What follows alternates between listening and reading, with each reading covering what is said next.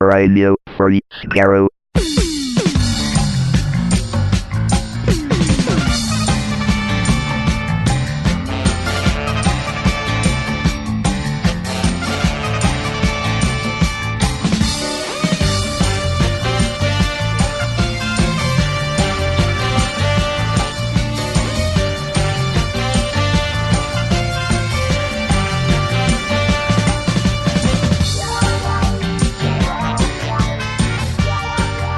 Hello, everyone.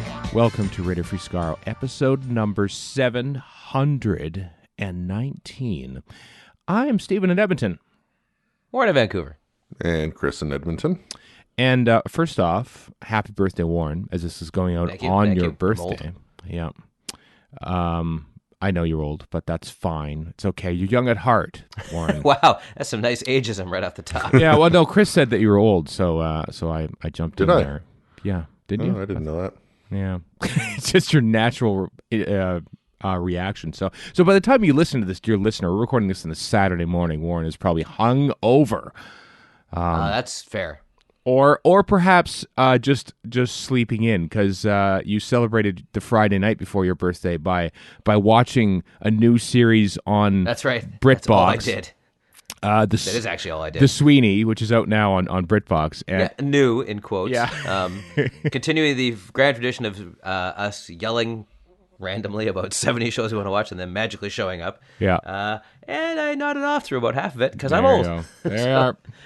But Brian Blessed's in it, and he's kind of low-key, which is weird, so I wasn't even sure it was him. I had to actually look up if it really was Brian Blessed. I look forward to watching that series when I'm not editing RFS Fluid Links Advent Calendar Lego Telesnap videos, which are, of course, on our YouTube channel and in the show notes. If you want to have a look at them, I would deem it a personal favor.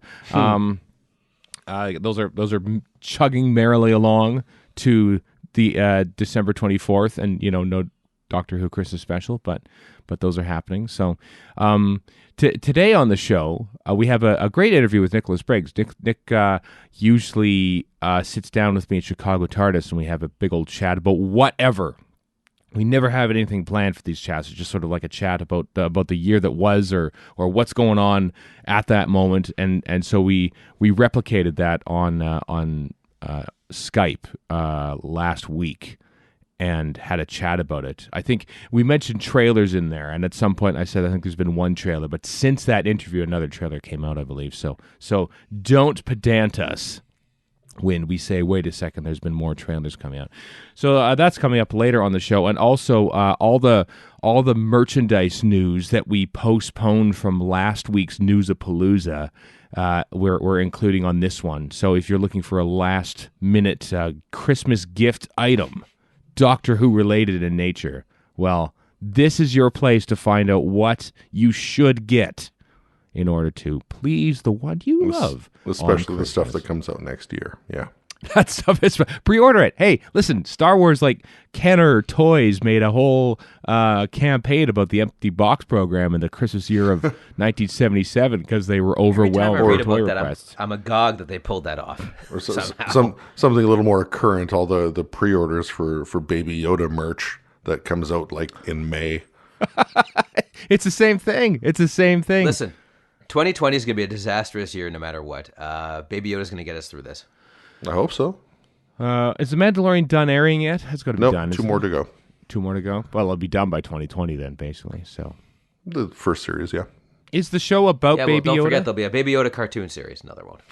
Well, maybe they would. Could be. I think they've been doing late reshoots of Rise of Skywalker, which is coming out this week, just to include a cameo from Baby Yoda in there somewhere. I think you might be making that up. Also, never, Warren. Yeah, I've never made There's something no up. never, not once. I've never exaggerated for the point of never done that. That's never happened. Mr. Literal strikes again. Happy birthday, Warren! 49 years of getting hoodwinked by taking everything literally. Maybe I'm just stating that to state it, not being hoodwinked at all. Are you though? Hey, we should start off with some news, because there's a lot of it to get through. Once again, including Anjali Mohindra and Laura Fraser are guest starring in episodes of Doctor Who. Anjali Mohindra, of course, keen-eyed viewers of the Doctor Who trailers that have come out have noticed that it was perhaps her in that weird scorpion makeup in whatever episode that was. Might be the one with Tesla and Edison. I'm not too sure. But she's in it, and of course she was played Ronnie in Sarah Jane Adventures and was in The Bodyguard and a few other things since then. The and, Kevin Costner movie? Wasn't she too young for that? That's immediately what I thought of, even though it isn't.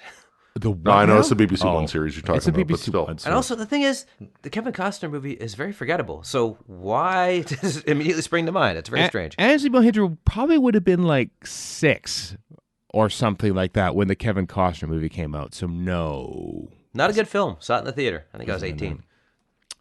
And Laura Fraser, who's been in many, many things. I first saw her in Neverwhere, 1996 BBC production of Neil Gaiman's Neverwhere, co-starring future Doctor Who Patterson Joseph and other future Doctor Who Peter Capaldi.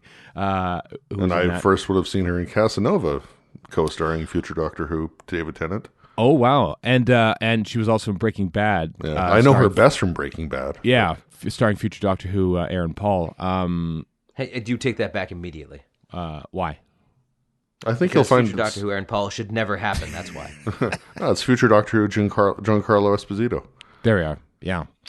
I could deal with that. He'd make an okay doctor. Yeah. So that's a thing that's happening. They're in future episodes. I never saw Laura Fraser in the trailer, which makes it handy because everyone was sort of like having to like confirm, not confirm that Ansley Mohindra was in series 12 because she wasn't officially announced as, but then it finally came out and she was very happy. I think the press release goes out of its way to mention that they're in separate episodes as well. Yes, it does. Yeah. Ansley Mohindra, though, is going to be at Gallifrey 1. How about that? Along with Tosin Cole, who had such a good time at Chicago TARDIS, that he's going to come back for another Doctor Who fan convention. Jeffrey Beavers and Rihanna Starbuck, who plays Sharon, the comic companion from the very first Doctor Who comic in 1979. She now plays Sharon in the BBC Big Finish audios. What a great name, by the way. Baker. Rihanna Starbuck is an awesome name. I had to look at that and think, that's her character's name, right? Because no one's named Starbuck, but there is Rihanna Starbuck. Nobody's called her Rihanna. Come on. That's true too. Because Gallifrey 1 is coming up as we record this. 2 months to the day, isn't it? 61 days. 17th? Yeah. Okay. Good golly. Yeah, no, it's coming up very, very shortly. That's how it works. It always happens, but we're always caught off guard by it. The added incentive, of course, this year in the 31st, yes, the 31st year 31st of Gallifrey 1 is that this will be the first time ever that a Doctor Who episode will be airing during the actual convention weekend. It's never happened before. It's very exciting. So episode 8. Yeah, that's the one, isn't it? God, I hope it's good. I hope it's a good one, Maybe it's the one with Laura Fraser. Maybe it's the one with Laura Fraser. Maybe it's who knows? Who knows? It's not the one with Lenny Henry, unless Lenny Henry comes back. Well, it will be the one with Tosin Cole. I'm pretty sure about that. Maybe. Who knows? Warren? Maybe he gets written out. Maybe he dies. Maybe he's killed. Maybe he leaves halfway through. Who knows? I don't know. I know nothing. So that's happening. Also, that happened. This happened like while we were recording last week, where Jadoon were invading Victoria Station in London. We assumed that it was for like Doctor Who, but apparently it was actually more or less for the Doctor Who DVD release. Series 12 DVD release. Yeah. Yeah, which for a show that has yet to air. So that was intriguing. But they were marching around, menacing people, taking selfies with kids and stuff. The BBC cobbled together a video for it. Beth from Time Ladies features prominently in it as one of the voices on the street during that whole thing, which was amusing to see. But so that's in the show notes if you want to check out that which we alluded to last week is now online for all to see.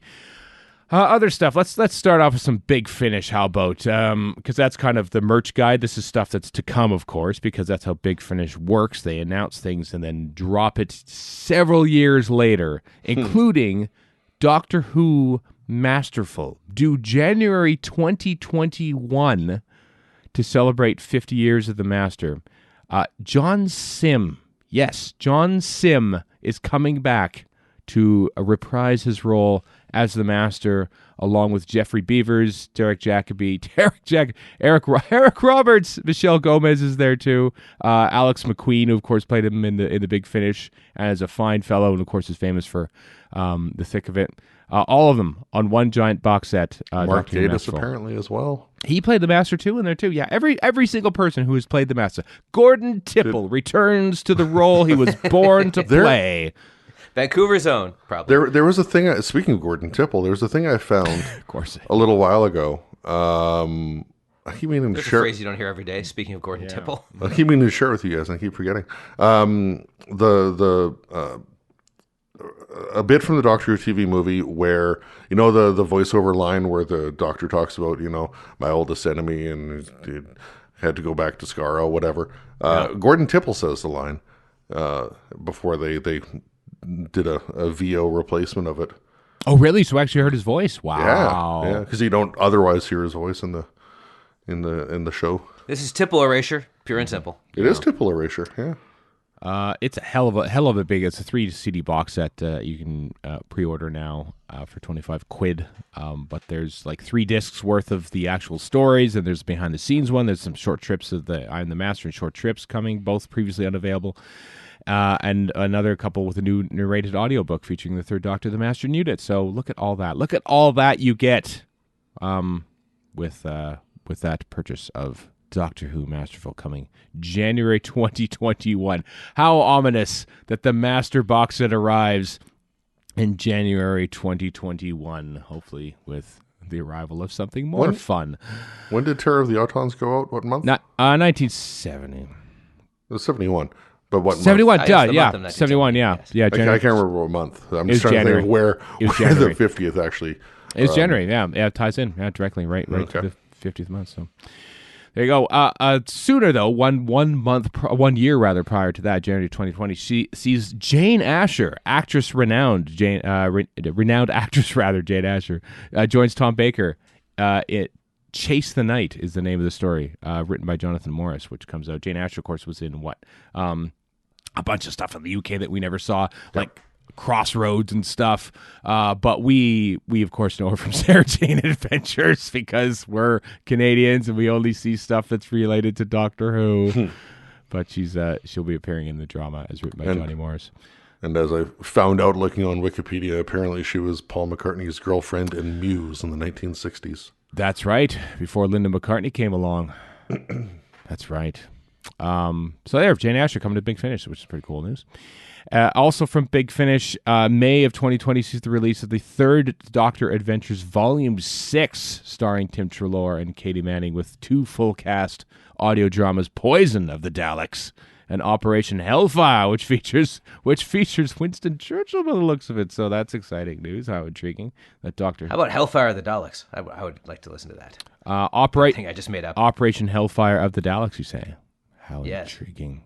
Yeah. Yes, rather. So there you go. That's coming to May. So January, May, and then next January, stuff coming from Big Finish. That and only that. They're taking all the other time off and doing nothing apart from those 3 things. Yeah, that's as is usual for Big Finish. Yes. Mm-hmm. Here's the thing that I'm going to read about, but I don't quite know what I'm talking about, and that is not an uncommon thing on this podcast. Doctor Who Time Fracture, an immersive adventure, is coming to London sometime in 2020.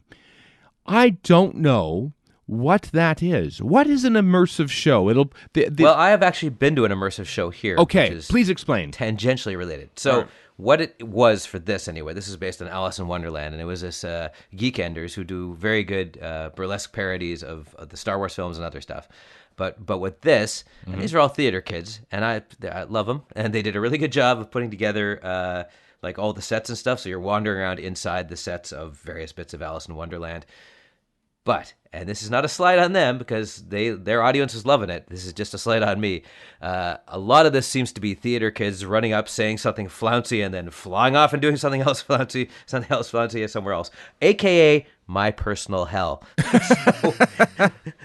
So all the theater kids who went to this thing seemed to be loving it, and more power to them. But I was like, oh my God, I am going to murder somebody. Like, this is not for me. People coming up and acting, and then going somewhere else and acting. And it just seems like a lot of acting. And I don't know if this Doctor Who thing will be that, but that was my experience. But that also has more to do with my curmudgeonly ways than anything else. Okay. Because that's my explanation for it. Oh, you're immersed in the thing itself. Is this kind of like going to, like, I don't know, Heritage Park in Calgary or some other, like, you know, typical theme park where there's a bunch of people dressed up from the 1890s or something and they're in character?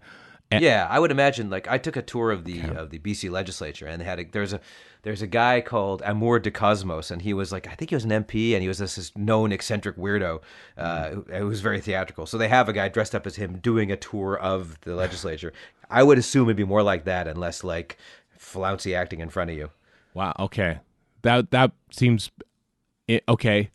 Here's the thing about you know, I can't even go to plays. A, I don't really like theater that much, but B, I'm terrified of making eye contact or something with one of the actors who are in character and thus forcing him to, like, lose his place or something. Like, I don't want to be the person to disrupt them. So I'm always like, I don't know if I can match your authenticity in this, nor do I want to be the butt of jokes. There's no authenticity whatsoever. I know. So whenever I see people sort of like acting in character and stuff, I'm like, I gotta go away. I have to go away because I don't want to be the person that, like, upsets the apple cart here. And well, you have the sunny way. I just find it colossally irritating most of the time. So I know. I stay away from it. You walk through film sets, you know. It's funny. I mean, Star Labs is right next door to me at the BC place, and everything wasting my time, getting in my way. So I have to go to work like a real person, not a film person. I don't know much about The Flash or Supergirl or anything like that, but somebody showed me a clip of, I think it might have been The Flash and Supergirl, like, doing something,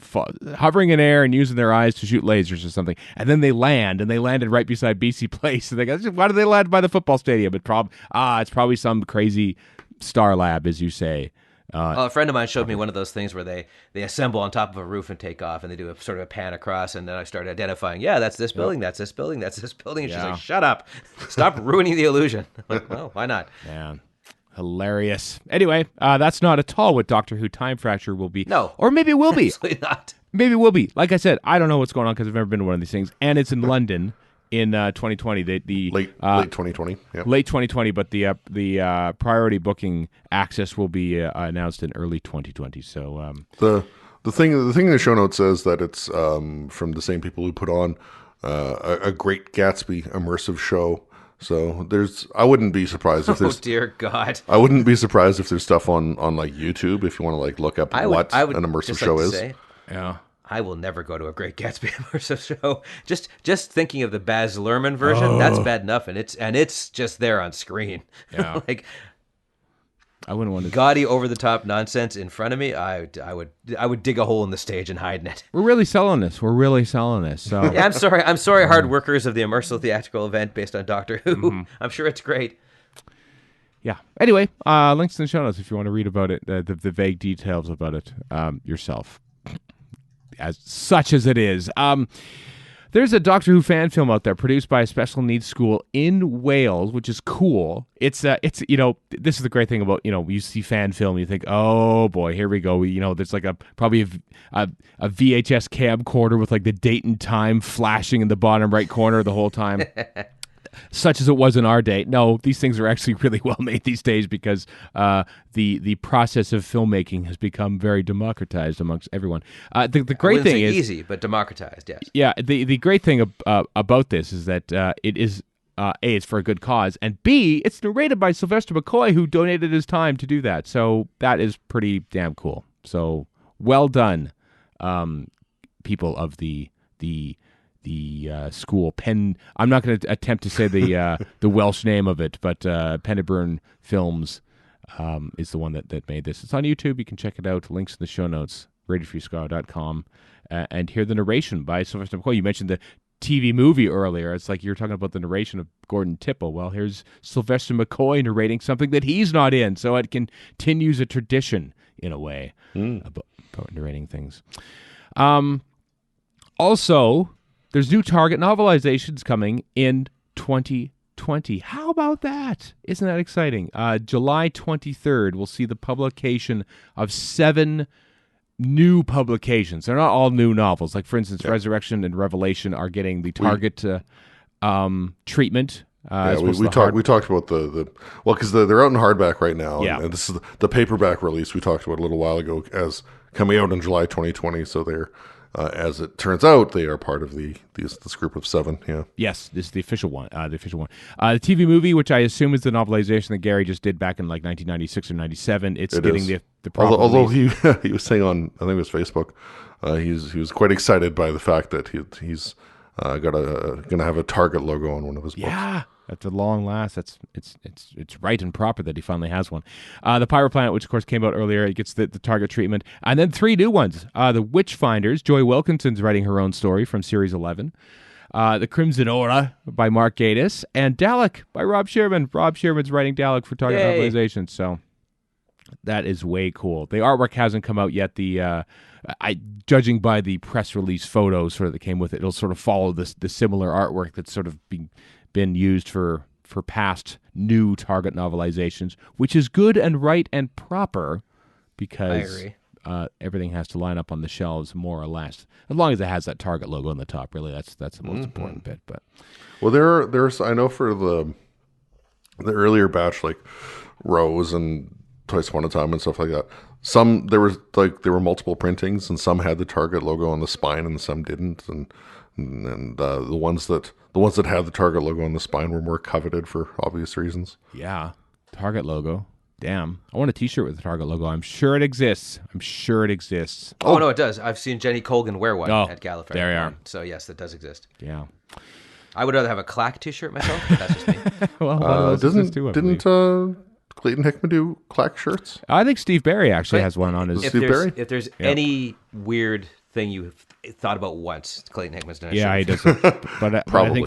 I think Steve Barry got to the Clack one even before Clayton Hickman's shop was set up on Redbubble. So Google Redbubble for a Clack shirt, and it's there. It's great, and I have considered getting one, and I might yet. But hey, also there's a new Doctor Who magazine coming out, which is a great thing because, you know, with Series 12 being made under such secrecy, Doctor Who magazine didn't have much to talk about in the way of new series stuff for this past year. Well, now it's all coming out. There's a proper actual preview of the first episode, that being Spyfall.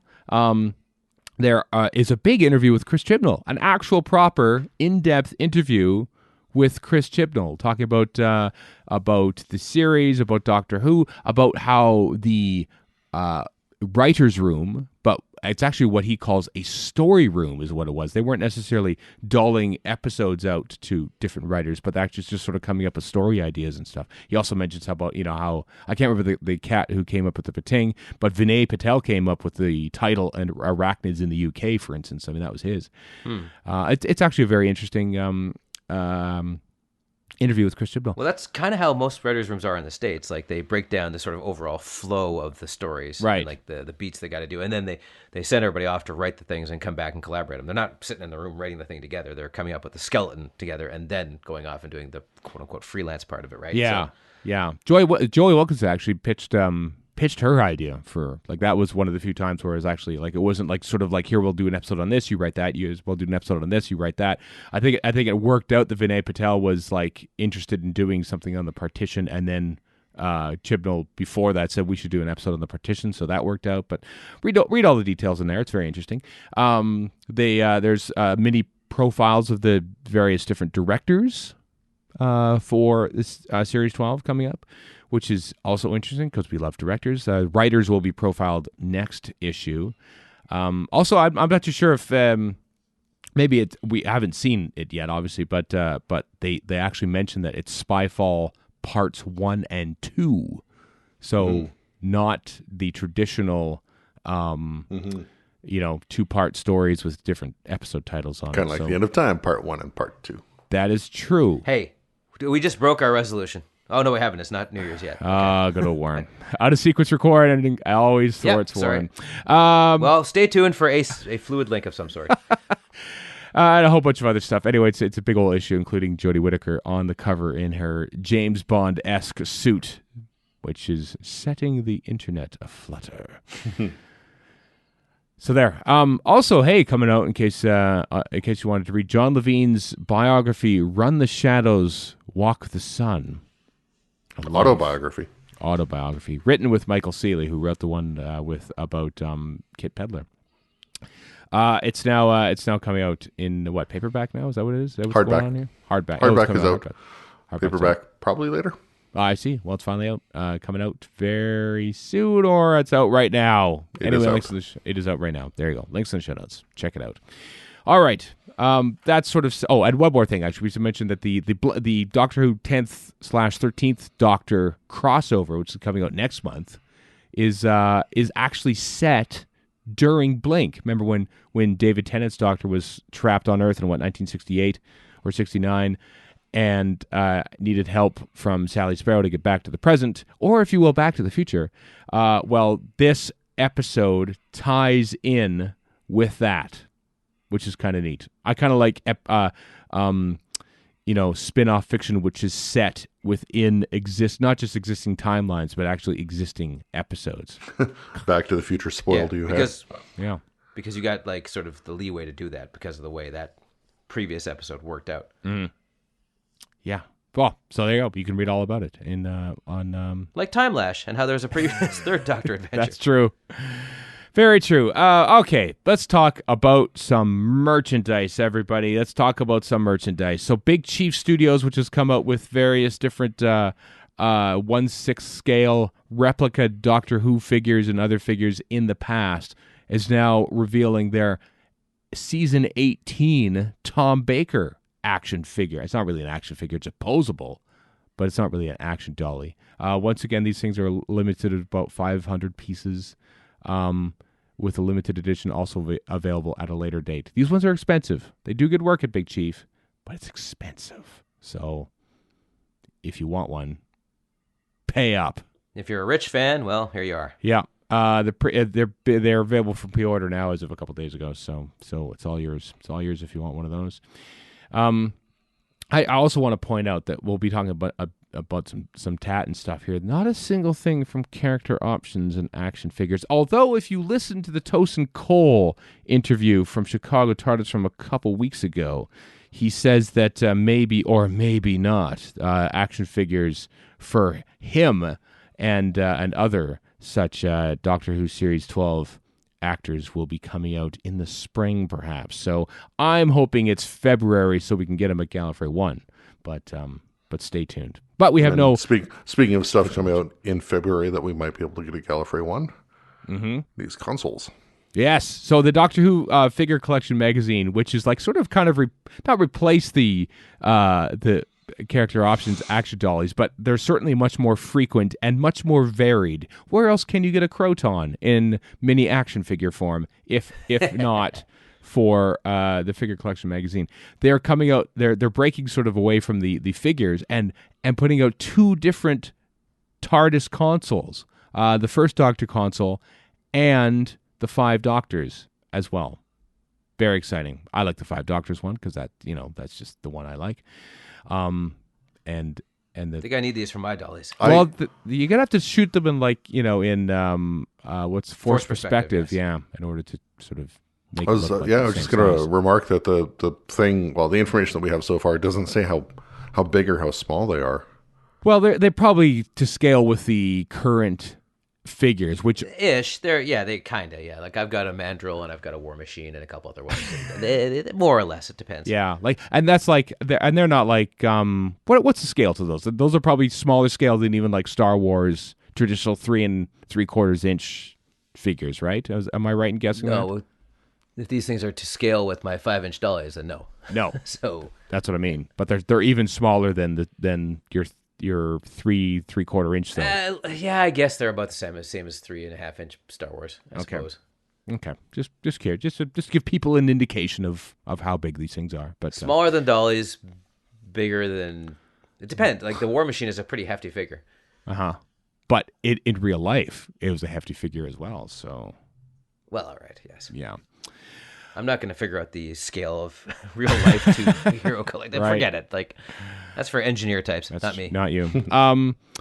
Hero Collector's got some stuff here that we'll rattle off and tell you about. There is a, well, not yet, though, because we have one more thing. I'm getting lost already. Rubber toe replicas. Is this the one that Nick... I was going to say Nick Abatzis. That's the wrong Nick. I can't remember his name now. You know the one I'm talking about. He was a Gallifrey 1. Kat interviewed him a couple years ago, Chris. You're not going to help me out. Okay. What? Oh, Nick says, no, I don't remember. I don't know what you're talking about. Anyway, Rubber Toe Replicas, which provides props for, which is, has been providing actual proper props for Doctor Who for a while, and offers 100% authentic prop replicas, is now offering a spinning TARDIS replica as seen, the semi-transparent one, as seen on the current console when it spins around when they're traveling to places. So you can get one yourself. It actually spins. There's a video on their website, and it spins around and stuff. It's pretty cool. So, that's it's expensive because it's well made, but it's there and you can get it yourself. Wasn't that a thing that caused controversy with nerds, that the spinning TARDIS was a bridge too far? Probably. Because I don't mind. There's been lots of dumb things in the TARDIS before. Who cares? It's very meta, for better or for ill. But it could be part of the chameleon circuit. It could be showing you what the current chameleon circuit is. Well, there you go. That's my headcanon. There you go. There's the next prompt for your fanfic. Yeah, done. Listen. I think it's funnier that the Daleks had a miniature TARDIS ready for target practice in Death of the Daleks. Then that's just mean, which is why I like it. Yeah, it is indeed. So anyway, those are you can those are available on pre-order from Rubber Toe Props. So Nick Roboto, there we go. I just searched for it. Oh, okay. Yep, Nick Roboto. So there you go. All right, now we get to talk about the Hero Collector stuff, the more figurine collections. Did we mention this? This one seems familiar. Maybe we just tweeted about it or retweeted it. The upcoming... Retweeted the figurine collection of the Time Lords set number 1, which is the Romana from Destiny of the Daleks with the big long scarf and stuff, and the Curator from the Day of the Doctor, which of course is the Doctor, possibly, who knows. So you could get... You get those now to go with your... Is there a Romana character options? Romana 2? There definitely is Curator because I've got one. I don't recall there being one.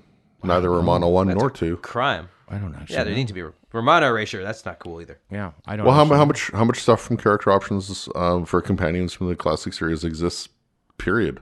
Like, is there an Ace? Is there an Adric? Is there a Ian and Barbara? Well, let me just look. There's definitely a Joe. There's definitely a Sarah, but Sarah's from the new series. There's Perry, because I've got her sitting there. Right, there's like four different Perrys, I think. Yeah, lots of different Perrys. Probably more Perrys. There's a new one that came out with the most recent box sets too, the Two Doctors collection. So, I think that includes. Yeah, I think when we talked about the Two Doctors collection, there was a picture like the 4 different Perrys as part of the. Yeah. Having just poked over to my dolly, there's also a Leela. Okay. Oh, but yeah. the ones that you don't, so you don't necessarily have the Romana. Yeah, I know that. I'm just saying. I'm confirming that these exist because they're right in front of me. Gotcha. But there's potentially not an expansive collection. No, and they should. Come on, character options. I don't care what your financial situation or resources are. Do what I want. Yes. Even if you have already, I am a fan, you see. even if you have already done it and we aren't aware of it, Or pleased with it. do it right now. Make things exactly the way I want, and maybe I'll think about buying it, possibly. Yeah. And then never really. Well, you do use quite a lot actually for your Bookshelf Doctors videos. So Indeed, I do. Yes. indeed you do. Okay, now we get on to the Hero Collector stuff. So they, I think we tweeted about this when the designs came out, and now Hero Collector actually has it up on their website. These awesome T-shirts. With great artwork from different designers on it. Genesis of the Daleks has this great little sort of poster with the Davros and Daleks and a missile going off with some pretty cool font, kind of very, very retro Soviet Very 70s. propaganda kind of style to it. They need because they've got the scaffolding beside the missile. They need a little Sarah Jane in the background falling off the scaffolding. No, they don't. No, They do not. They need that at all. two. They need one falling off and then a second one lying within it to it's the reprise and the cliffhanger from episode 3. Wow, that's very specific. Very specific. But then again, aren't we all? So that one's pretty cool. That one, I think it might be out now. I think they're staggered releases of these for, December, January, and February. I could be wrong about that. The Tomb of the Cybermen one's cool because it has like the cyber head logo from Tomb of the Cybermen within the little wheel that opened the door, and then a cool, crazy 1967 font on it. That one is so cool and iconic, one might even say. And the third one is The Day of the Doctor, which is a very 50s bouncy kind of pulp fiction, not actual like Tarantino pulp fiction. No, it's like pulp, old magazines like Asimov's. That kind of look to it. So yeah, all three are really, really cool. The images are also available as limited edition prints. At least they will be in the near future. So it's very cool stuff. So that was The Day of the Doctor's coming in January, and I believe the other ones are available around then as well. So links to the show notes. Check them out from HeroCollector.com. Also, these are cool. I didn't even see these until Chris sent the news list earlier today. Doctor Who pin badge collection. They have these little comic stylized representations of little chibi doctors. Almost. Chibi, there we go. Chibi. Oh, look at that War Doctor. Is that what they're called? I think I need this. They're pins. They're pin badge. Yeah. There's 14 different ones, all 13, of course, and along with the War Doctor. They are all awesome. They are really, really cool.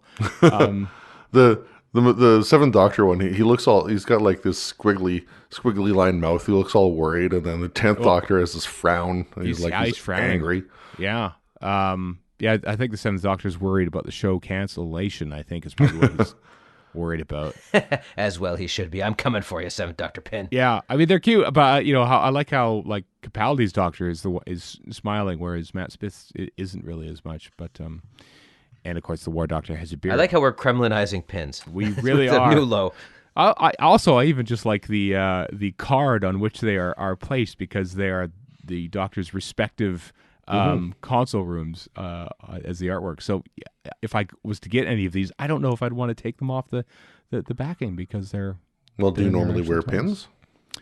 No. Then I, however, have my Doctor Who fan club from Edmonton from the 80s pin on my backpack just to see if anybody notices. Wow. That's amazing. They won't. No. No, of course they won't. No. So these are available. Are they available now or they're available for pre-order? It didn't say, but they are coming. Links in the show notes. Again, RadioFreeScaro.com to check all these out and more. This is cool. So I don't collect all the sonic screwdrivers because that would be ridiculous, but I do have a few.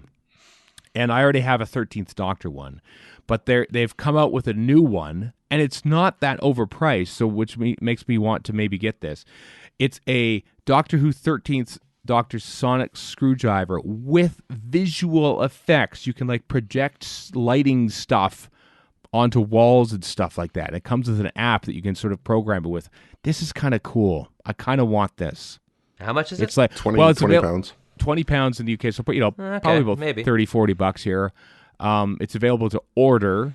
I don't know when it would be available in the UK or even here. Apparently, you can get it like now. Like apparently, you can order it and it'll arrive now. But that means nothing for us here in North America. So, if I see this at Gallifrey One, I might pick it up. Mm-hmm. Yeah, somebody might beat you to it. In fact, I'm pretty sure somebody will. Yeah, it's pretty cool, and for that cheap too. Yeah. Neat, fun things. I mean, I don't actually use my sonic screwdrivers that much. I mean, they're there. They're by my small Action Dolly collection, but sometimes I pick it up and I go, yeah, it's making a noise. I have one in my living room. I had a house guest. He told me when he was just kind of stuck. He was renewing his Chinese visa, so he had a lot of time on his hands. So he would walk around my place going, okay, oh, not good. Just as an indication of his mood. Like, Yes, exactly. Yeah. Because it makes different. That's a classic Fourth Doctor one that I bought in Wales. I think I bought mine in Wales too. That's right. The Toys R Us. That's right. Happy Which days. had a very small Doctor Who section, sadly. Yeah. We had fun.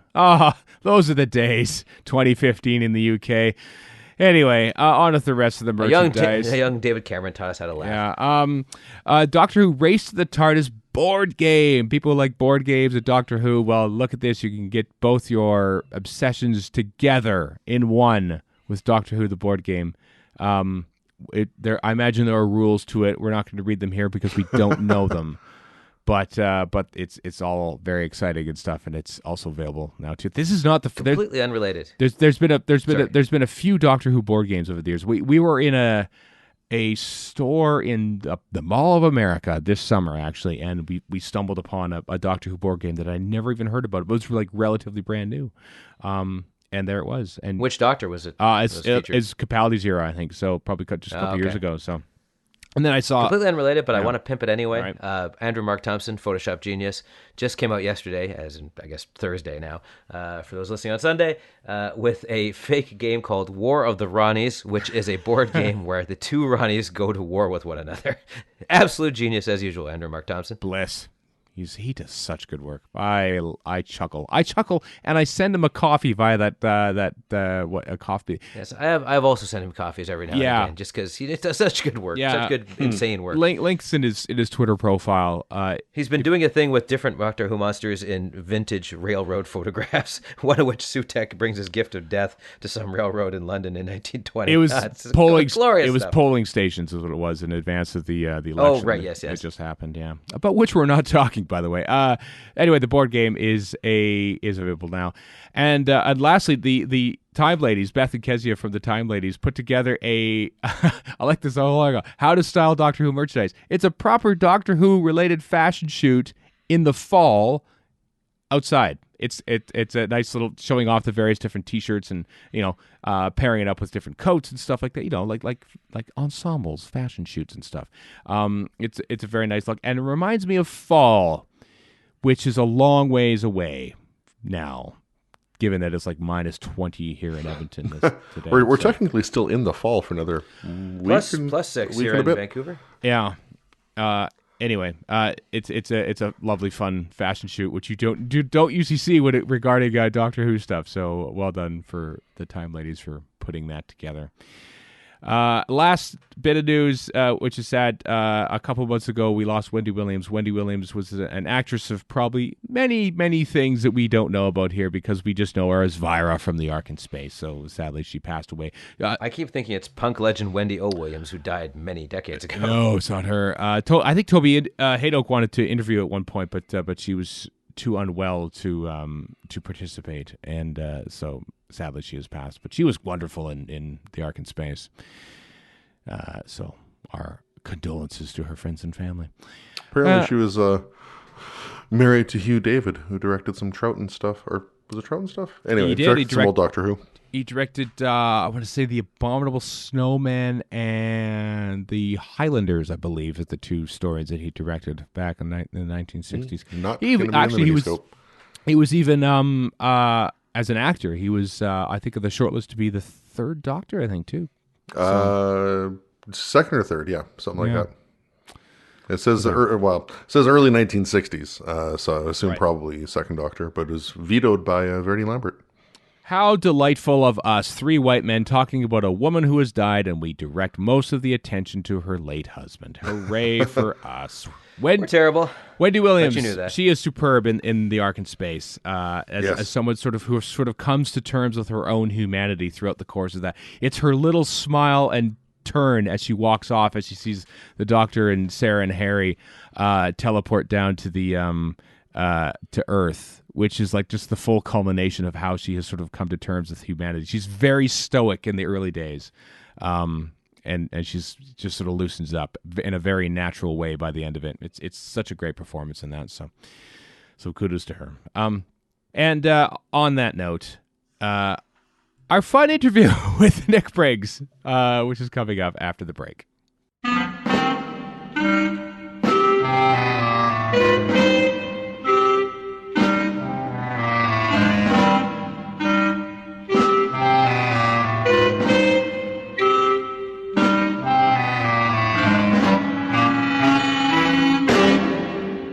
My guest today was not at Chicago TARDIS, but we always seem to catch up at Chicago TARDIS. We've done our best to approximate what that experience would be like over Skype this time round. It's Big Finish executive producer, voice of the Jadoon and the Cybermen. I can say that because we've seen them now in the trailer. It's Nick Briggs. Hello. Hello, Nick. I didn't sound very enthusiastic then, did I? Hello. I mean, you say I'm the voice of the Cybermen. I have been the voice of the Cybermen, but I haven't recorded the Cybermen for the new series yet. Oh, you haven't, but interesting. I have recorded the Jadoon, though. Yeah, well, I would assume the Jadoon are done live. No, not at all. They weren't. Are they not? I thought perhaps you were in the room like the Daleks, when you're sort of like shouting out your words and stuff. Well, they were when we first did them with the first Jadoon story with which was Martha's first story, wasn't it? Was it? Yes, it was. Yeah, all those years ago. Yeah, it was in a disused hospital. Yeah, that's right, Smith and Jones in a disused hospital. I remember filming that. That was the first ever Doctor Who shoot I did when the weather wasn't freezing cold or wet. And so everyone was going, "My God, Nick, you've lost so much weight," because they were used to seeing me with about 5 jumpers and 2 coats on. And of course, it was nice weather, so I just had, a shirt. So I looked about half the width that I normally did. Hadn't lost any weight at all. No, despite the enthusiastic performance, you hadn't burned any additional weight off. Yes, so definitely with that one, I was just one side of the camera, and the guy did the animatronic mouth in sync with my voice, so he was always just slightly behind, but then they sort of nudge it. I think I redubbed it anyway, bizarrely. So yes, we've not done that. And I remember when Chris Chibnall phoned me up to tell me that, to ask me rather, I should say, because he did ask, because he's very nice like that, if I would come back and do the Jadoon voice. And he said, the reason I'm asking you is that we're about to release the news tomorrow, and I would love it. And I said, yeah. And he said, that's my aim. He said, to keep you informed, to keep you 12 hours ahead of the news announcements. That's about it, Bless him. I mean, he texted me a few times. He was quite concerned to speak to me. I think it's probably, I don't know, but we say these outrageous things in these interviews, don't we? I say we, so I can blame you. I think it's that they suddenly realised they'd be filming the Jadoon outside where the general public would see them, so they wouldn't be able to keep it secret. So they thought, we're going to have to tell people about this, aren't we? Yeah. And that was about it. That was the only thing they told people about during the entire year of filming, essentially. There's a Jadoon. It's got a mohawk. That's it. That's your teaser. And then they went back into hiding for the next few months. Yeah. And and I know when I was in dubbing the Jadoon, the dubbing editor said to me, we were thinking of doing the Cybermen with you this afternoon, but it's such a big session, we thought we'd better not. I thought, that's just as well. You haven't booked me to do the Cybermen. I'm not just going to do them in my spare time. You have to pay me. It's a sort of tradition, of employment, isn't it? But while you're here, can you do also some more voices? Yeah. Yes. So so who knows what's going to happen with the Cybermen? They may not even speak, for all I know. Well, for a while, I say a while, like in the invasion, I think they barely spoke. That's right. The Cyber Planner. That's right. Yeah. So maybe their invasion sub. I think I read somewhere that Jodie Whittaker, when they were shooting the scenes with the Jadoon, that she had to stop instinctively looking off camera to the person who was apparently feeding in the lines or something, because she wasn't used to someone not speaking from the person who was standing in front of her. I think that was the Jadoon she was talking about. Might well have been. Yeah, I mean, there is certainly someone. When I was dubbing it, there was certainly someone doing it. But they were they sounded like they were approximating a Jadoon voice, but it sounded like an old man. They were sort of going, "Kobo, fobo," They didn't quite have the cadence right, basically. No, I won't do the voice because in answer to a question you asked me before this interview, I've got that thing where a cold is trying to get me, a virus is trying to get me, and I keep getting a slight sore throat, and then it gets better again. Mm-hmm. And there's part of me that wants to just get the cold and get it over with before Christmas, but actually no. So that awful feeling you get when you're starting to feel ill and you just feel a bit kind of listless and maybe a bit depressed and short-tempered. But that's how I'm feeling now. Then you pop an amazing amount of vitamin C, thinking that will help, and then Yes. and then it raises your endorphins, and you feel suddenly better. Yeah, well, Exactly that. Yes. well, I was ashamed to miss you in Chicago. Yeah. Nick. I think it was your promotions officer, the name I've just given him, Steve Barry, who said you were busy writing a bunch of scripts and stuff. So I Yes. will. So it's been a busy time then, I guess, for you writing things, has it? Well, it's always a busy time for me, and also, it's just that the Chicago weekend takes an awful lot out of me. It's poor old me, eh? It's all that travel and what have you, and then having to be nice to people. It's so, as you know, I'm not a very nice person, so it's very put upon. It's very difficult for me to be nice. No, I don't know. It's just and and I think I said to Jean, the organizer, last year, let's give it a miss this year, and whether I'll go next year or not, who knows? Who knows? But I know I sound like I'm blowing smoke up your trouser leg, to coin a phrase. But I really, I always enjoy our chats, which is why I got in touch with you. Listen, listeners, this interview is happening because I asked to do it. That's the truth. I was begging for the exposure. No, I just thought I miss chatting to Stephen. I thought I do. Seriously, we always have a good time, don't we?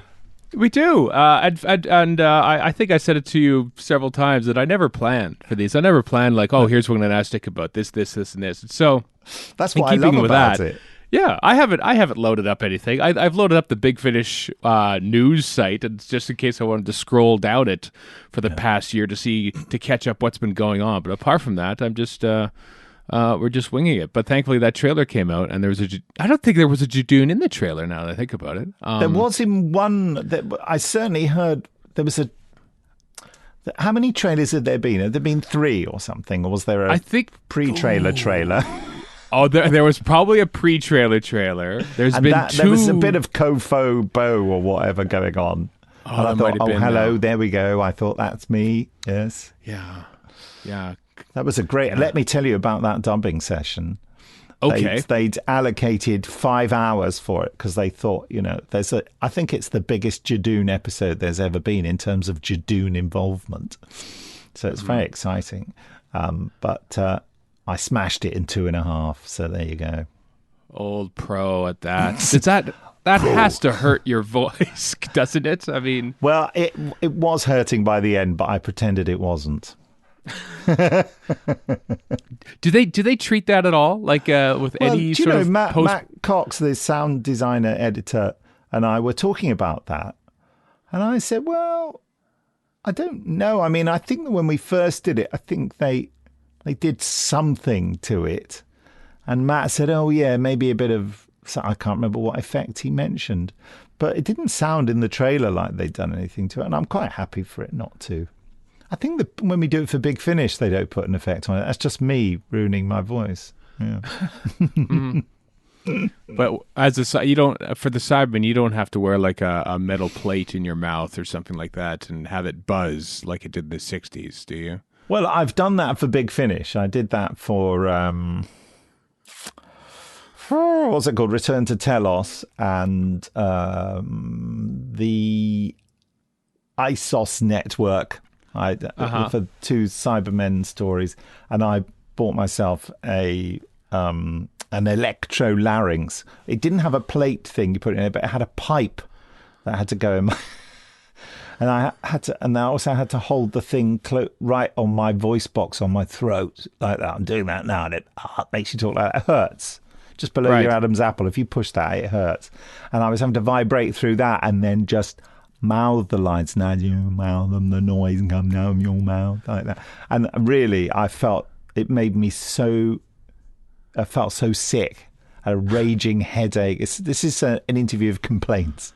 Yes, the airing of grievances is on. And another thing, Stephen, I'll tell you.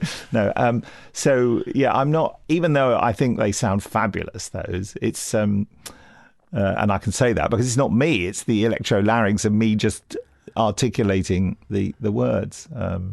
As long as you can articulate well, you can do that voice, because the voice is not actually your larynx producing it.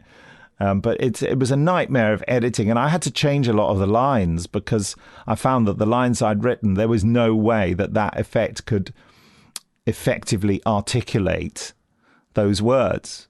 So I had to change the script as I went along. Did you write the script? Yes, so on both of those scripts for Return to Telos and the ISOS Network. I wrote both of them, so I rode roughshod over my own work. I think by the time I wrote the ISOS Network, I'd already done Return to Telos, so I already knew not to write anything too complicated for them to say. Right. What are we talking about? Yeah.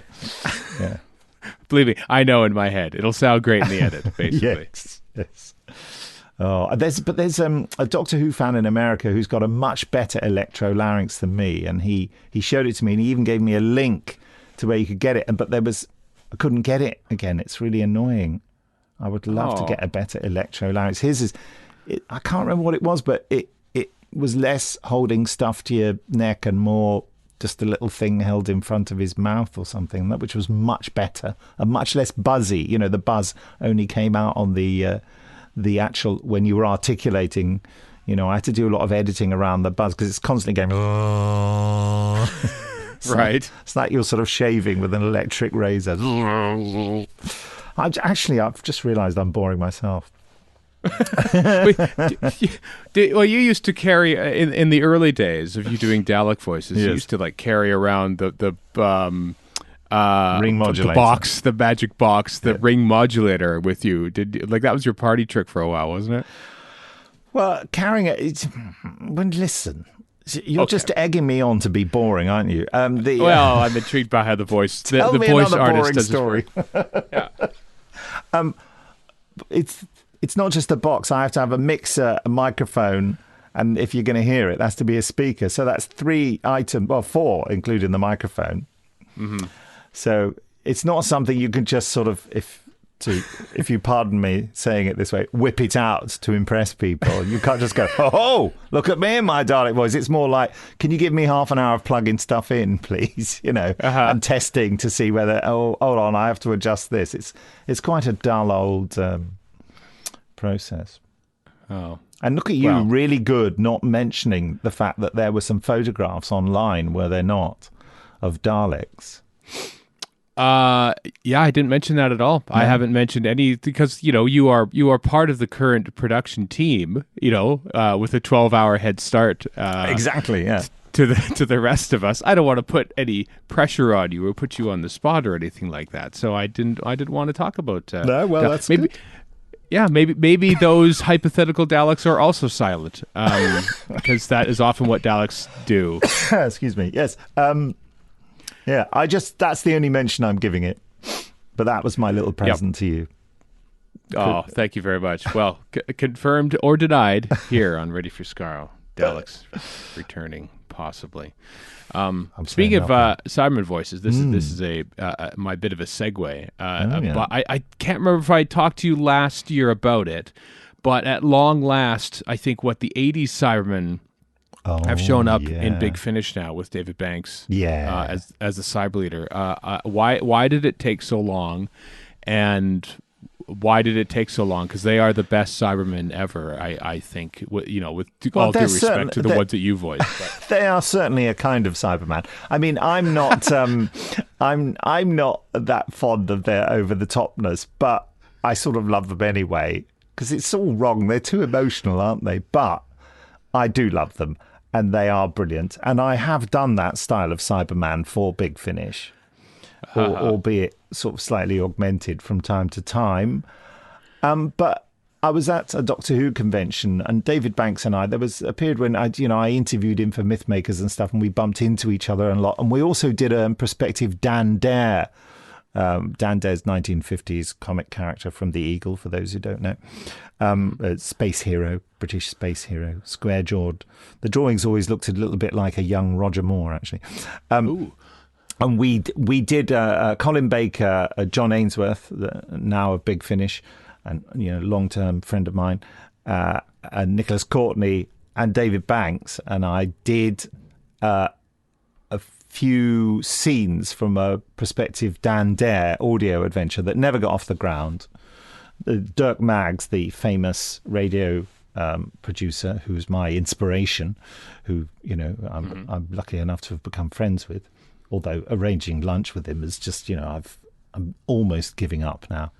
I've taken to texting him when my train is going through the town he lives in. Okay. I'm just waving from the train, Dirk. He goes, "Oh, you should have got off and come over for tea." I'm like, "Yeah, well, I'm on the way to Basingstoke now, mate." Anyway, Right. He really tried to help us get this thing on air and make a project happen, but it never did. But David Banks played Dan Dare.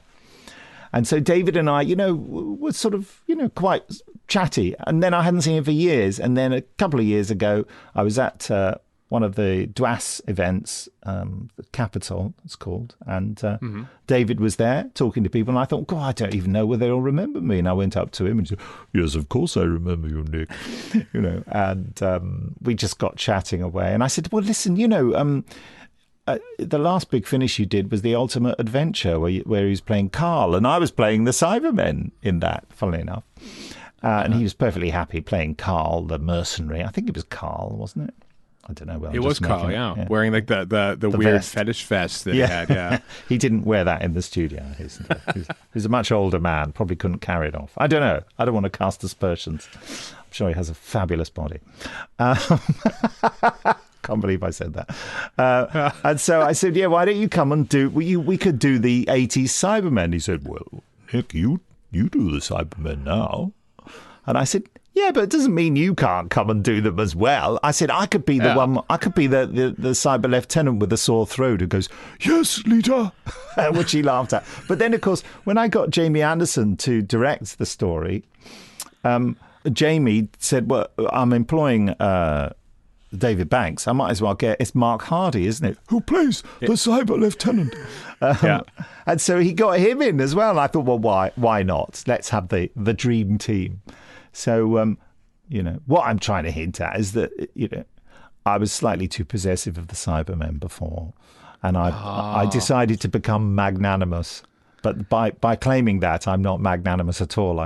But I just thought, for goodness sake, won't it be great to have the authentic voice of those Cybermen doing it? I could do it, but, I can't do everything, can I?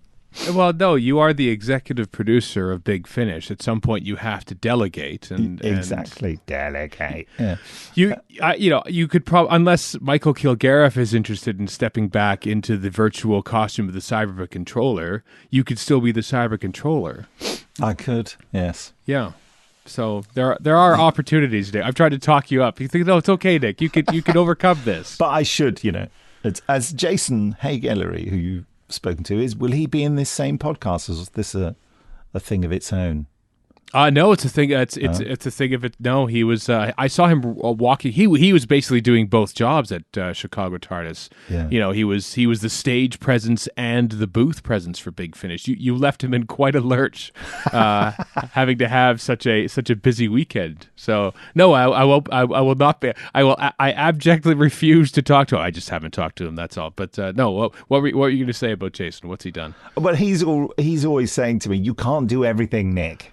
And he's just actually sent me a nagging email entitled "Not Nagging, Honestly," because he wants to know where, and he's tried to make it jokey, because he said, "How are we with Heckle and Jide," rather than saying Jekyll and Hyde. Right. It's like when people say things that, they think are going to be unpopular, they put on a baby voice. They go, "Oh, I wonder whether it would be all right if you do it." It's a bit like that, isn't it? And the human front ear, the Big Finish original I'm writing, which is due in studio in January. And he, of course, called it not the human frontier, he called it the human front ear, like an ear on the front Did you of hear your... out of? Yeah, I get it. Yeah. So every time I mention it, joke. our senior producer, David Richardson, mimes the shape of an ear on his forehead. He goes, the human, I can't say the title. What's the matter with me, Stephen? The human front ear. Do it with me, folks. The human frontier. I want to say the human frontier. What's the matter with me? Maybe I should retire. Anyway, it's going splendidly. I'm writing it at the moment, really heavily writing it. I don't know, with big heavy hands. No, concentrating very hard on it.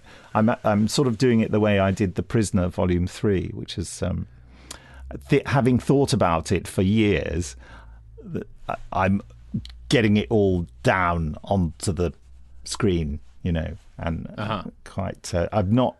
I mean, with The Prisoner Volume 3, I actually wrote 2 of the episodes in a week. Wow. And is that a quick turnaround for you? I'm quite a fast writer once I get down to it, I must say.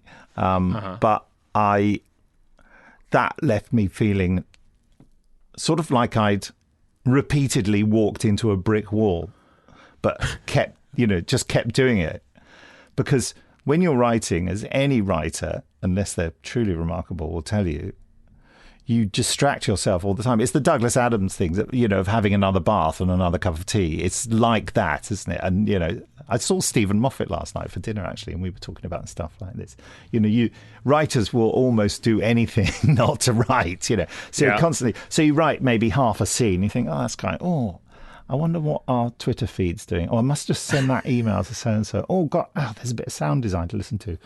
I've got that music to do. I do all that, and I think, God, where was I? I go back to that scene, and I rewrite the first half of the scene, and then I think, I'm exhausted after that. Perhaps I'll have an early lunch with my wife, and all this kind of thing.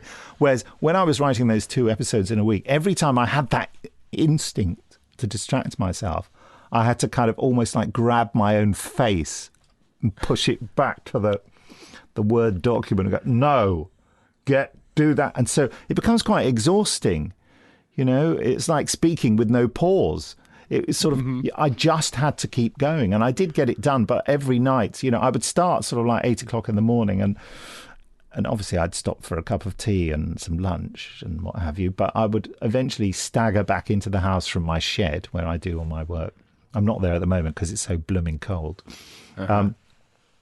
And I would feel utterly physically drained. And I thought, all I've been doing is writing. I've not been doing like a proper job, like lifting crates or mining coal or stacking shelves. I've just been writing poncy ideas in a script about a man trapped in a village, and it's all very spooky and weird. And, that's all I've been doing. But I was doing so much of it that the physical exhaustion you feel doing it is quite remarkable, and that is what's going to happen to me before Christmas, finishing The Human Frontier, which which I'm massively enjoying. I was going to say, and I stopped myself on Sunday. I distracted myself by composing the theme tune. Not many writers do that, do they? And I'm really pleased with the theme tune. So every time I my mind wanders, I play the theme tune to get me back into the mood. Right. Write the theme tune, sing the theme tune. I understand. Yes. A Little Britain, isn't it? Yeah. Well, I mean, there are quite a few writers and prospective writers who are probably listening to this. I think would take that your tales of trying to focus on writing to heart, because I imagine I am endlessly impressed by writers, especially ones who are as prolific as you are and have been over the past couple decades, if not more. I mean, how do you keep it going? Like, where do the ideas from? What is your process, I suppose, of writing? Is it always like sort of like trying to avoid distraction, often unsuccessfully? Well, I mean, I'm surprised we haven't spoken about this before. Are you keeping a list of the things we've spoken about before? No, we probably did say this last year, just forgot about it. No. We'll just have the same conversation every year. I think that would be hilarious. And then just match them together, play them all at the same time. It'll just be like an echo. Exactly. The reason I'm prolific is because I have permission. And that is the biggest thing for a writer, to feel you have the permission and the right to express yourself. And by virtue of the luck of me having this job at Big Finish, I have permission to do it. And that's the biggest problem. The other day, Simon Guerrier, a great writer who writes a lot for Big Finish, writes BBC Doctor Who books and goodness knows what else. He said, because he spoke to me, I don't know, about a year ago and said that, not getting much work. And so I put a bit of a call out with the Big Finish folks and said, there's Simon Guerrier's not got much to do at the moment. Can we bung him something because he's brilliant? And, suddenly he had more work than he could cope with. And when I spoke to him the other day, I said, oh, how's it going? And he went, oh, God, yeah, it was like a barrage of things. And he said, I spoke to Stephen Moffat and he said that I should really write another spec script, a TV spec script, just to, as a calling card to say, look, this is the kind of thing I can do. And he just did that. I can't tell you how much I admire him to be able to do that, to be able to write something that you have no idea whether anyone is ever going to make it. That's, you see, I'm in this privileged, lucky position where I know that when I start writing something, it's because it's needed. And there's a slot for it already. I'm writing this and I know it's going to be recorded in January. Granted, I don't know when Jekyll and Hyde's going to be recorded, but I know it's going to be recorded next year. It is going to be done. People are saying, can you get on with it? Now, that does create pressures, but it's churlish to complain about that pressure because within that, you have the gift of the certainty that someone wants it, even if it's just to tick it off on the schedule. Someone wants it. And I've been lucky enough, that people do seem to like what I do. I mean, I'm obviously aware because Rob Shearman let me know all these years ago that there are some people who absolutely loathe my work. But that's bound to be. I quite like that. If people just went, he's all right, sort of middle of the road, doesn't bother me either way, I think that's more insulting than some people just going, oh, I can't stand the rubbish. That's, you think, well, at least I've created something that has a particular flavour, that it is loathable. My work is loathable. At least you've instilled a reaction. Exactly. But that usually means that other people will absolutely love it. I'm sure there are some people who are vaguely indifferent to it. I do remember, I must have told you this, but we'll line this up with the previous 5 times I've said it. Sure. When we first started doing the Tom Baker ones, I think we were like 1 or 2 series in, and someone listed how many we'd released and how many had been written by me. And, it was quite a large proportion at that stage. I haven't written one for years now, but and he said, so-and-so number released, so-and-so number by Nicholas Briggs. Please make this stop. I loved that.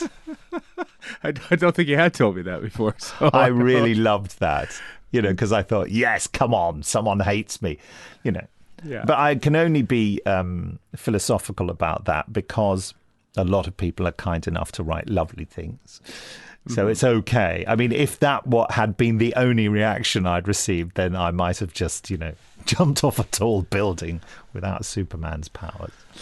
Right. Can you cast your mind back to when you didn't have the avenue and the and I suppose the privilege to know that you have a slot for whatever you're writing at Big Finish, and like how difficult it was knowing that you probably had to get something sold or something, somebody to actually read it and accept it? Well, I'm struggling to think of whether that's ever happened to me. But because I've played it safe, really. I've got such admiration for people who push themselves around to try and get work. I'm really bad at getting work. I'm quite a failure from that point of view.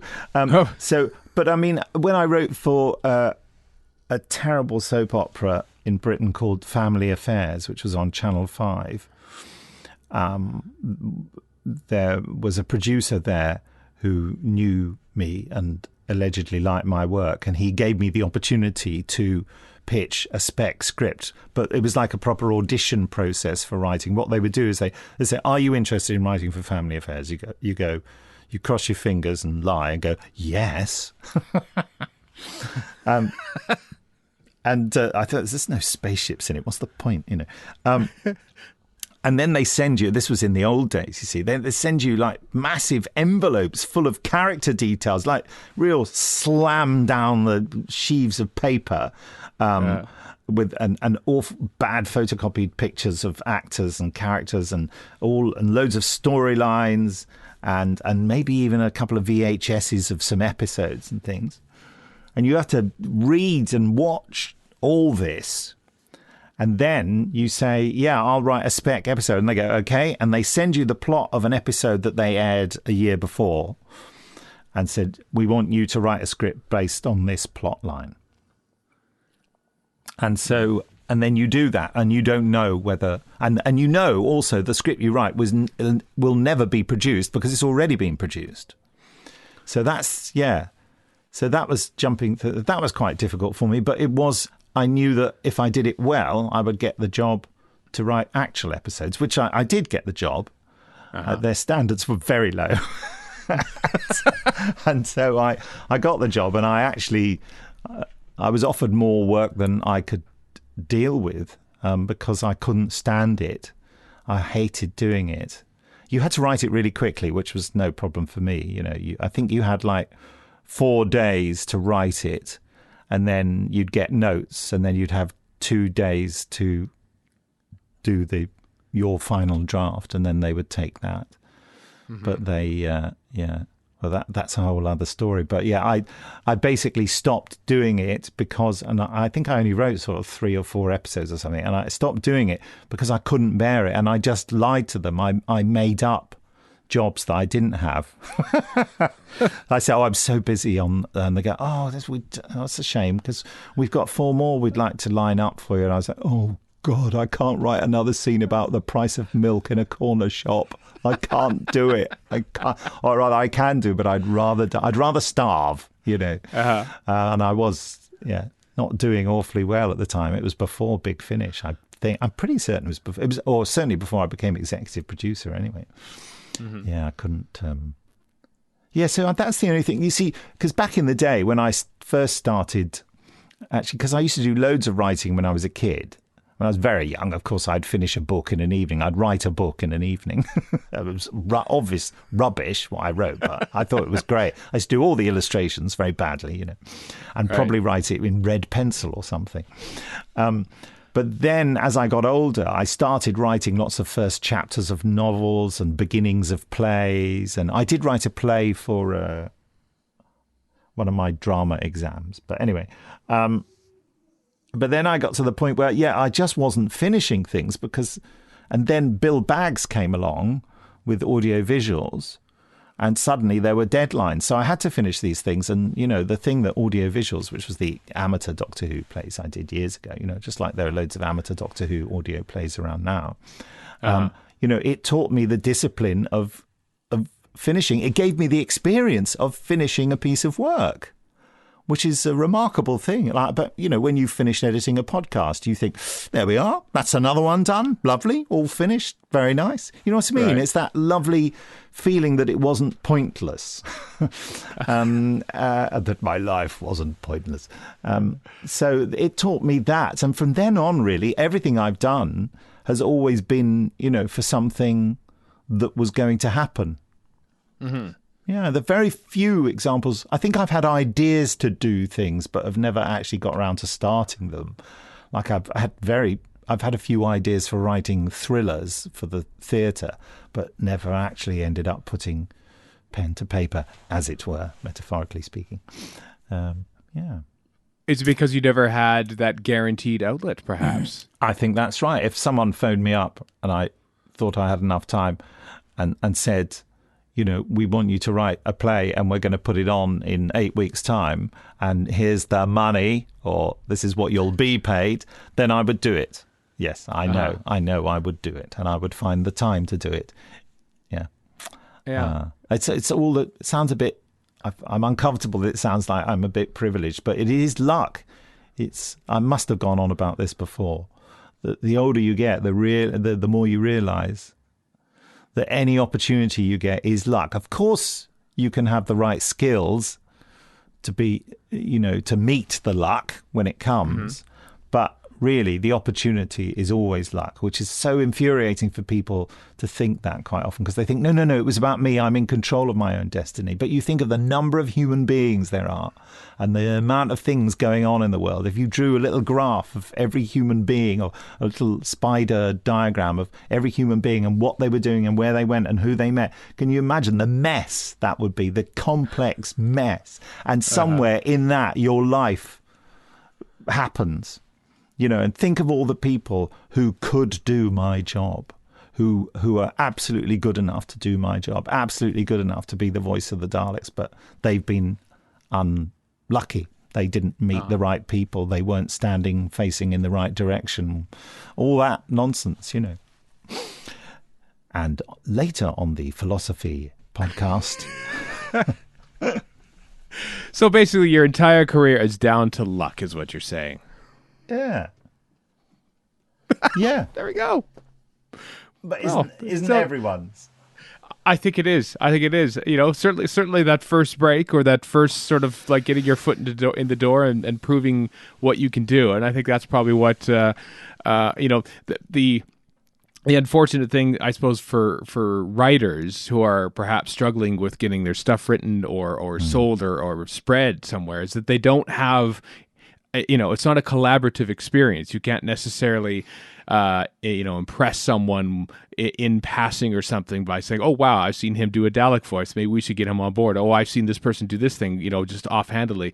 Like if you're writing something, it's only existing in your head until it's done, essentially. And then that has to be, so I can't, this is why I'm immensely impressed by people who not only write, but are successful writers, or perhaps I'm more impressed by people who aren't successful writers but continue to write anyway. They probably come up with some great stuff, but they just, there's just not that luck, as we say, to spread it to the world. And how do you define success? One definition of success is to be happy, and I'm certainly pretty happy about the creative stuff I do. But measured against Stephen Moffat, who I had a lovely evening with last night. Right. I don't think he'd be satisfied with what I've achieved, but think what he's achieved. And, and on New Year's Day, his take on Dracula is coming up. It's going to be a major thing, and Sherlock, just think of how incredibly, we talked a lot about Sherlock and, why it was popular, why it was so successful. And really, we had all sorts of ideas, but, ultimately, you just can't tell. You can't tell why things are successful, really. You can have a pretty good stab at it, but because if you knew, just everything you did would be amazingly successful all the time. And, and I would be a massively successful screenplay writer or something, writing. But so, I've realized that, and I often say this to Jason, he just thinks I'm nuts. You could just use that phrase in any sentence I say about Jason. He just thinks I'm nuts. I realize that I only need about 12 people to like what I do, and then I'm happy. I don't really need millions of people. Look, I'm not saying if someone suddenly gave me the opportunity to, and said, Nick, we're going to make a television program and we're going to film it in March next year, and you have to write the script and you've got the job. I wouldn't say, no, you're all right. I won't bother. I'll just stick with this. Although it would depend what it was. But, I would take the opportunity. But what I'm saying is I'm really, really happy with what I'm doing at the moment. And actually, it's not... There was an animation thing that I was, meant to be writing, sort of with Big Finish, really. And it was just, my heart wasn't in it, and I did them a plot line which they said they loved, and then they said and then they gave me notes which negated absolutely everything in it. I thought, this is the old TV thing. It's like, I love it, darling. I love what you've done. Just a few changes, everything. Just yeah. But of course they don't say that. They just say it bit by bit. Bit by bit, they knock it down. You think, well, now we're left with nothing of what I wrote, and yet you said it was really good. Now, any TV professionals out there listening to this, are there any, do you think? I don't know. There might be some. They're thinking, what a ninny and a baby Nick Briggs is. Can't take criticism. And they're probably right. Not that level of criticism. Not when I sort of they said, well, that thing you have going into the commercial break where the hero's spaceship seems to be destroyed. Okay, yeah. Well, why have you done that? Well, because you told me that we have to go into the commercial break with something that will hook the audience and they want to come back and find out what happens. And they said, yeah, but I mean, it doesn't get destroyed though, does it? And I said, well, of course not, because otherwise that would be the end of the series, wouldn't it? And they said, yeah, well, that's why you can't do it. And I said, yeah, but what, you mean you can't ever put the heroes in peril because the audience will know they're not really in peril? I said, that's not how it works, is it? They said, couldn't it be something more like they've just got to find something? I said, what's more exciting? Someone's got to find a screwdriver, or the entire ship's apparently just blown up. You know, you tell me what's more exciting for kids. And they went, well, that. And I said, well, there you are then. So why do you want me to change it? And they said, well, it's the execs. I don't know why they've given the note, but I just have to tell you. I go, right. Well, I think they're idiots. So look, you haven't paid me anything yet. So why don't we just forget about this now? And they went, oh, what? And I said, seriously, because neither of us are going to have much fun doing this. Are we really? I said, because the trouble is I'm old enough and ugly enough. If you tell me something's good or tell me to do something and then I write it and then afterwards you tell me what's wrong with it as the idea which you told me to write in the first place, I said, I'm going to point that out and I think that's going to irritate you. Because that's the other thing they do. They say, look, what we want is this, and you write it and then they go, oh, we don't like that. And you go, why? And they say, well, we've changed our mind. And I think, well, for goodness sake, get a grip. Be a grown-up and make a blooming decision. Don't go, oh, we've changed everything now. Have you? Great. Maybe stick to something, you know. We've changed everything. Yeah. I can't. Such is the nature of TV. Yeah. Yeah. We've had a rethink. Right. Yeah. Well, count me out. And that's why you white for Big Finish in a nutshell, right there. Yeah. Because you don't have to have those meetings. More or less, yeah. It's not awful. Yeah. I mean, there must have been times when I have had rethinks. Oh, I did when I wrote the War of the Worlds adaptation, you know, which is called The Martian Invasion of Earth.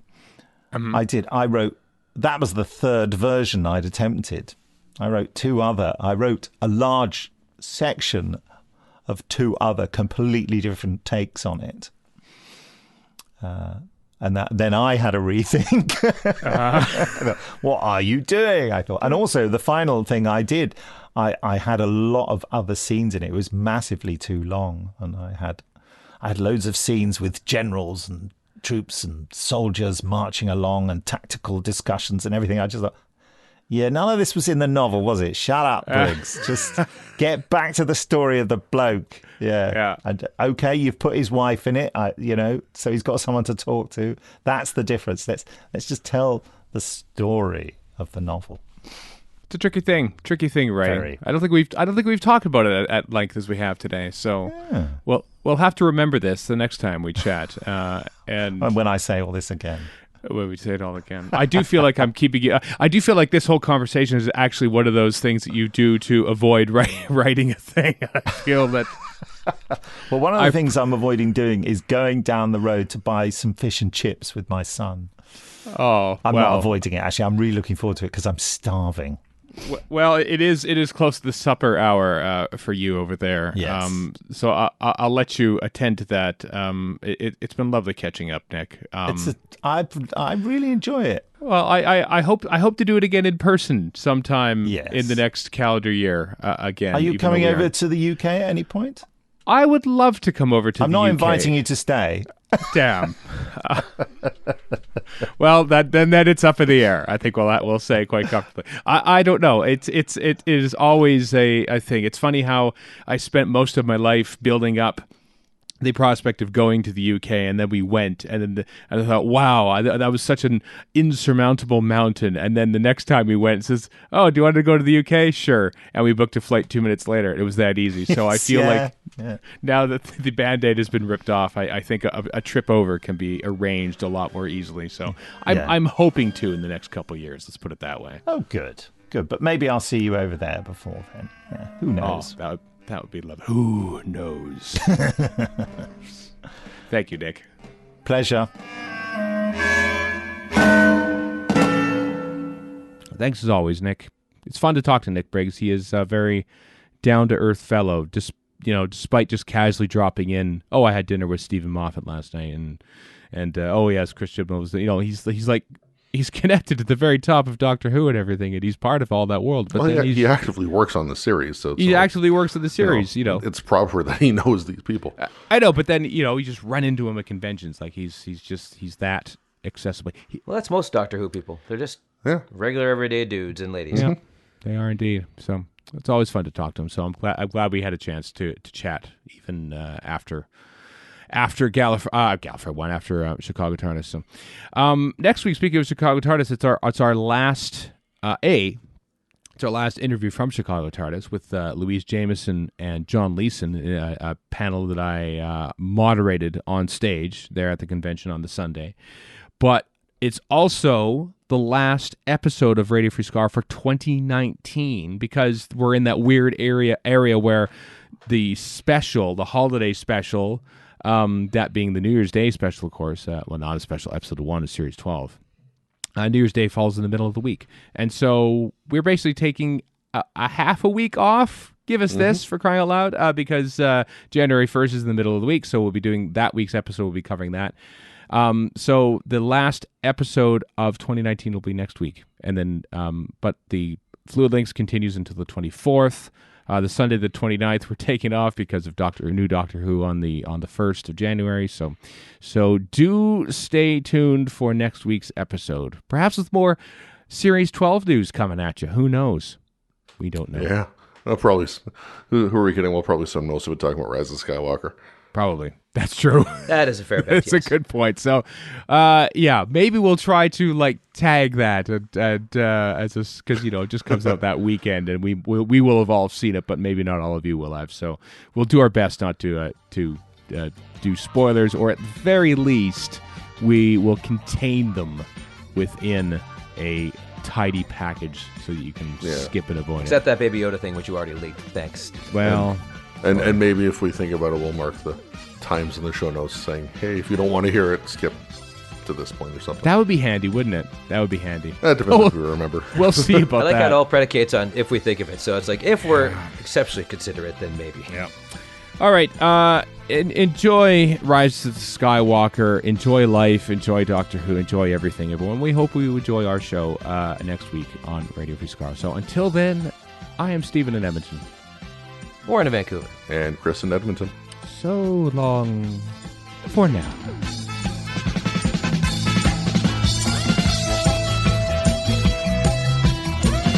You've been listening to Radio Free Skaro. Find us online at radiofreeskaro.com. Follow us on Twitter and Tumblr at Radio Free Skaro. Subscribe to us on iTunes and donate to the show at patreon.com/Radio Free Skaro. Thank you.